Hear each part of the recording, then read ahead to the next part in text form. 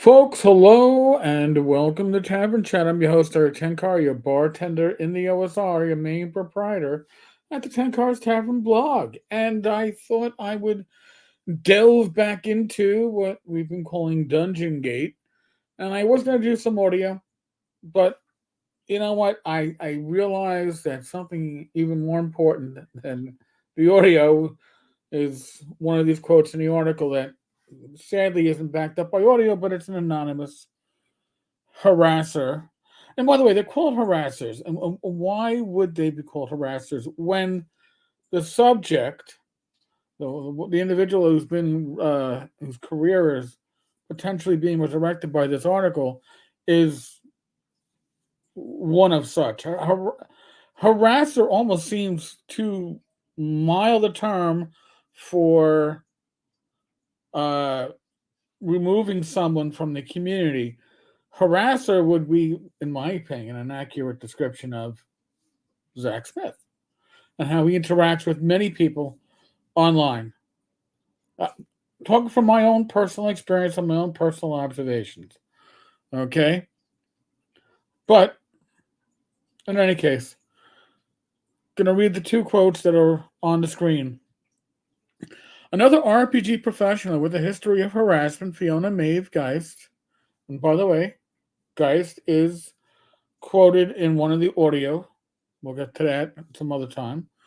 Who has worked as editor and writer on projects including a multi-million dollar Kickstarter sci-fi horror RPG Mothership and psychedelic indie fantasy RPG Troika, says her younger colleagues. Look, most of these people are used to fucking hate mobbing. It blows my mind, right? That's not what I'd expect. Like, I'm not trying to say it's right. I'm just saying if you're under the age of 25, your primary experience of the internet has been akin to a schoolyard fight in which someone rings a bell and says, like, if you're a leftist, get over here.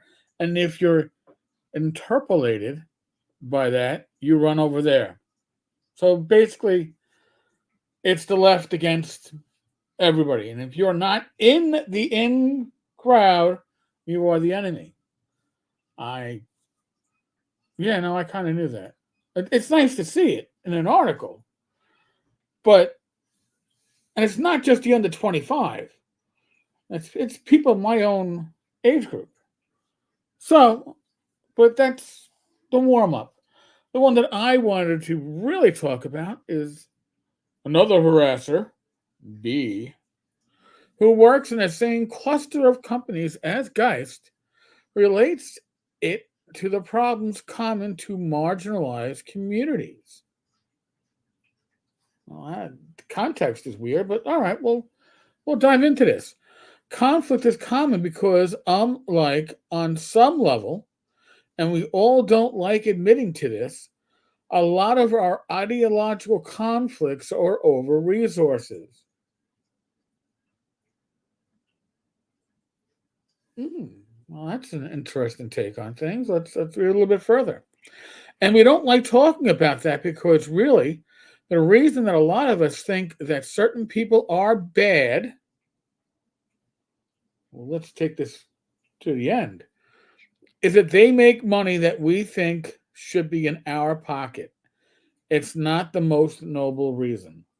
Now, I've spoken a little bit about this before, right? And I've spoken about how the RPG industry is not a zero sum industry. Just because I spend money on, I don't know, Red and Pleasant Land, and I'm mentioning that because it is an excellent release and its author is a dick. But say I spent money on Red and Pleasant Land, it doesn't mean I can't go out and spend money on Monsters by Ken St. Andre, or I can't spend something like on Dragon Slayer. You know, it it doesn't mean that something making money means something else is not going to. There's not a direct correlation.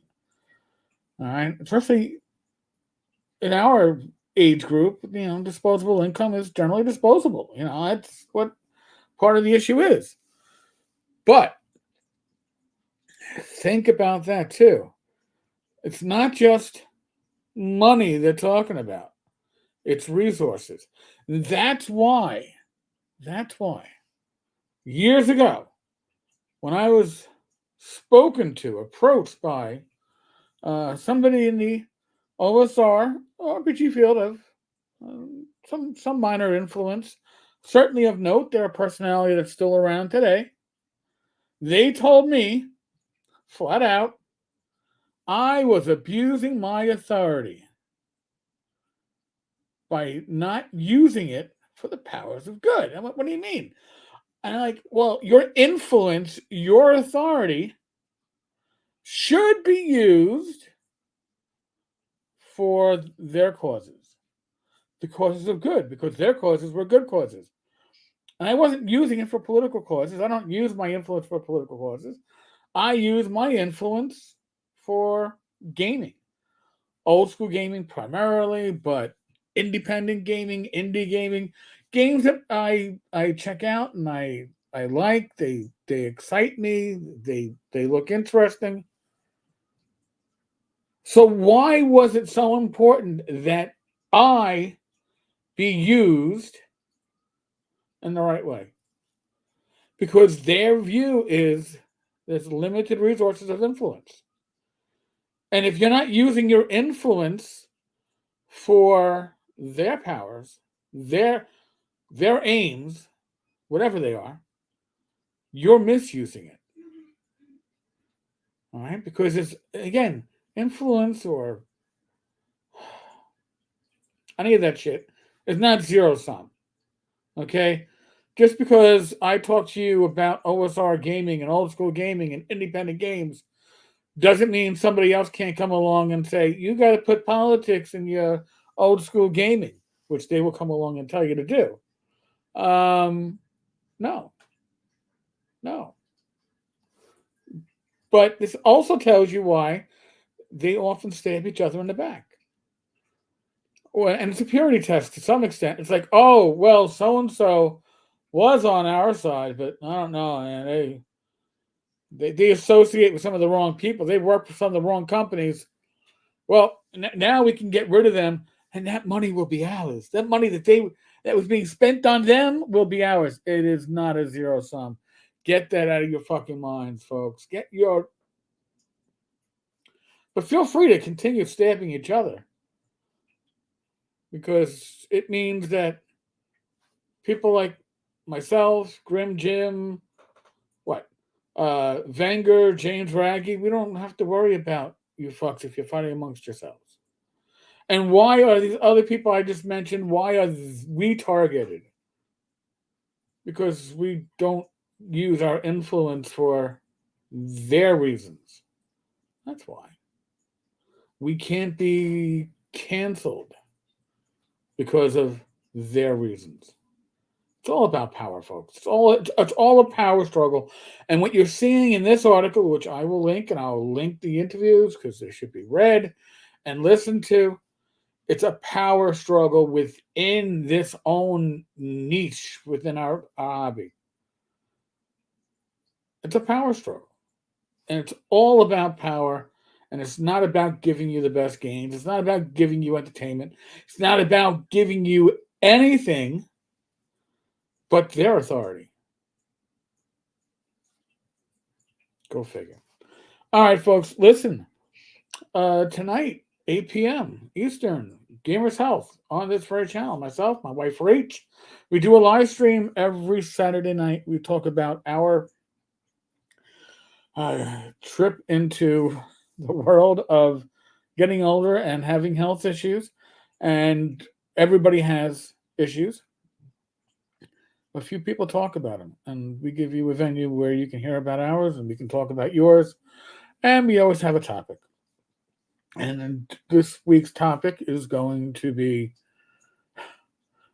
coping with winter, coping with the cold, and it making you not want to exercise, not want to be motivated.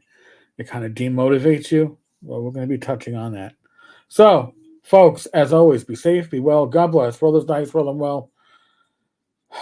Read the article. Listen to the interview snippets. Educate yourself. Don't just listen to us talking heads on screen. All right.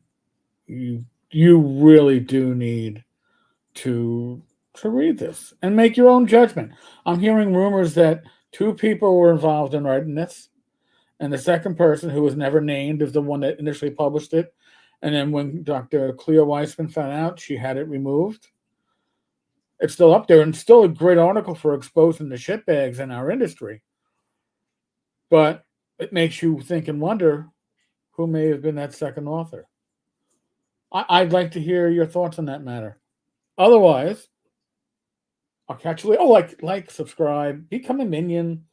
And that's like $2 a month or something like that. And you support this channel.